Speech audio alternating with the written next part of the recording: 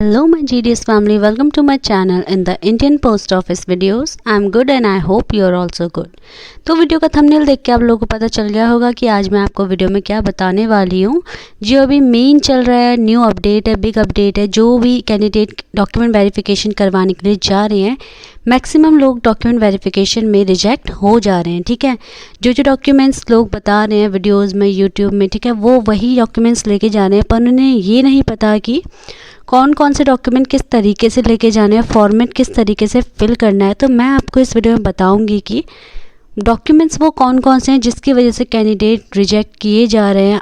और अगर आप लोगों को भी लगता है कि आगे आने वाली लिस्ट में आपका भी नाम आएगा, तो आप अपने डॉक्यूमेंट सही कर लीजिएगा। मैं आपको बताऊंगी कि क्या क्या गलतियां कैंडिडेट्स कर रहे हैं डॉक्यूमेंट वेरिफिकेशन के दौरान, जिससे कि वो आप ना करें और आपको भी रिजेक्ट ना होना पड़े। ठीक है, अगर आप मेरे वीडियो में नए हैं तो वीडियो को लाइक, सब्सक्राइब, शेयर करना मत भूलिएगा और वीडियो को लास्ट तक ज़रूर देखिएगा, जिससे कि आपके सारे के सारे डाउट क्लियर हो सके।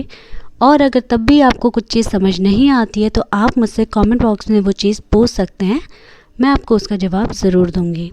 ठीक है, बात की जाए डॉक्यूमेंट वेरिफिकेशन में, जो भी डॉक्यूमेंट्स कैंडिडेट लेके जा रहे हैं उनमें से 3-4 डॉक्यूमेंट्स कुछ ऐसे हैं जिनमें मैक्सिमम कैंडिडेट्स जो हैं वो रिजेक्ट कर दिए गए हैं, क्योंकि डॉक्यूमेंट वो सही लेके नहीं गए हैं। ठीक है, उनमें से जो सबसे पहला और मेन डॉक्यूमेंट जो है वो है कास्ट सर्टिफिकेट। ठीक है, मैक्सिमम कैंडिडेट को यही नहीं पता कि कास्ट सर्टिफिकेट सेंट्रल लेके जाना है या स्टेट लेके जाना है। ठीक है, कोई कोई कैंडिडेट सेंट्रल लेके जा रहा है और कोई कैंडिडेट जो जाति प्रमाण पत्र है वो स्टेट लेके जा रहा है। पर कैंडिडेट्स को ये नहीं पता कि किस मतलब वजह की से हमें सेंट्रल लेके जाना है, कौन से में स्टेट का वेरीफाई किया जाएगा। ठीक है, तो मैं आपको बताती हूँ कि आपको कास्ट सर्टिफिकेट कौन सा बनाना है जो मान्य है। और आप लोगों ने अगर जैसे कि आप यूपी में रहते हैं और दूसरी स्टेट से अगर आपने अप्लाई किया है फॉर्म, ठीक है, पोस्ट ऑफिस का, जीडीएस के लिए, एबीपीएम के लिए, बीपीएम की पोस्ट के लिए, तो मैं आपको बताती हूँ कि आपका जो जाति प्रमाण पत्र है वो सेंट्रल होना चाहिए या स्टेट होना चाहिए। ठीक है, केंद्र होना चाहिए या राज्य होना चाहिए, वो मैं आपको बताती हूँ।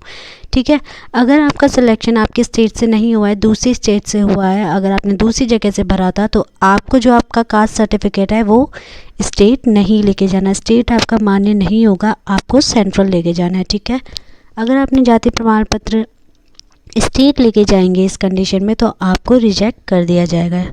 तो ध्यान रखिएगा, अगर आप लोगों का सिलेक्शन दूसरी स्टेट से हुआ है तो आपको जो आपका कास्ट सर्टिफिकेट है वो सेंट्रल लेके जाना है। ठीक है, आपका जो जाति प्रमाण पत्र होना चाहिए वो केंद्र होना चाहिए। और अगर आपका सिलेक्शन आप ही की स्टेट में हो गया है, ठीक है, आपने फॉर्म भरा, अपने ही स्टेट में आपका सिलेक्शन हो गया है as a GDS, BPM, ABPM, तो आपका जाति प्रमाण पत्र स्टेट होना चाहिए। ये चीज़ आपको क्लियर हो गई होगी कि जाति प्रमाण पत्र कब सेंट्रल आपको बनाना है और कब स्टेट बनाना है। अगर आपने गलती कर दी है तो आप अपने डॉक्यूमेंट सही कर लीजिएगा, क्योंकि अगर आप अपना गलत डॉक्यूमेंट लेके गए तो आपका जो डॉक्यूमेंट वेरिफिकेशन चलेगा उसमें आप लोगों को रिजेक्ट कर दिया जाएगा।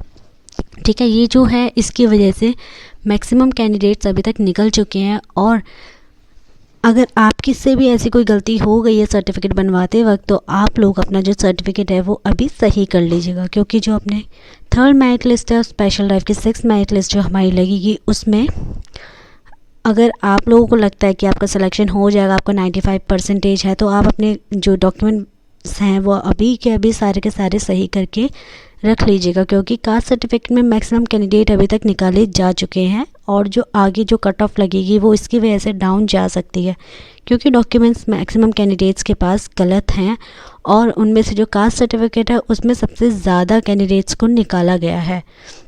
और अब बात की जाए, अगर आप लोगों का जैसे 10th क्लास की जो मार्कशीट है और उसमें पॉइंट्स, मार्क्स और ग्रेड डालते वक्त आपसे गलती हो गई है फॉर्म में, तो आपको रिजेक्ट कर दिया जाएगा, क्योंकि अगर आपके परसेंटेज में है 10th क्लास में और आपने ग्रेड में डाल दिया है या मार्क्स में डाल दिया वो चीज़, तो आपको रिजेक्ट कर दिया जाएगा, क्योंकि फॉर्म की भी आपको एक ज़ेरॉक्स कॉपी लेके जानी है और वहाँ पे वो चीज़ चेक की जाएगी। ठीक है, और हो गया कि आप लोगों ने जैसे कैटेगरी जो है आपकी जैसे आपने जर्नल के लिए भरा है, ओबीसी के लिए, ठीक है, उसका सर्टिफिकेट आपका सही होना चाहिए, कैरेक्टर सर्टिफिकेट सही होना चाहिए और जो आपका जो मेन है वो है कंप्यूटर सर्टिफिकेट और मेडिकल सर्टिफिकेट, जिसमें भी कैंडिडेट्स को निकाला जा रहा है।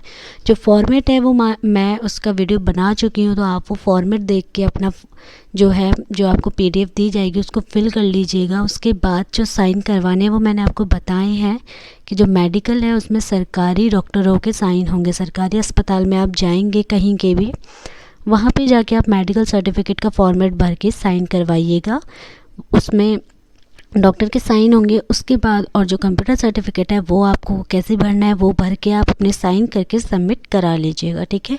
ये वो डॉक्यूमेंट्स है जिसमें मैक्सिमम कैंडिडेट्स अभी तक निकल चुके हैं, और अगर आपको लगता है कि आगे आपके चांस हैं, आपके नंबर आएगा, तो आप लोग डॉक्यूमेंट अपने सही करके रख लीजिएगा। और मैं आगे बताऊँगी कि अगर आपको कंप्यूटर सर्टिफिकेट और जो मेडिकल सर्टिफिकेट है इसमें फॉर्मेट कैसे फिल करना है, तो मैं इसमें वीडियो लेके आऊँगी जिससे आप लोगों को ढंग से पता चल सके कि किस तरीके से भरना है और कहाँ पे साइन करवाने हैं। Thank you for today's video. If you like my video don't forget to subscribe, like and share.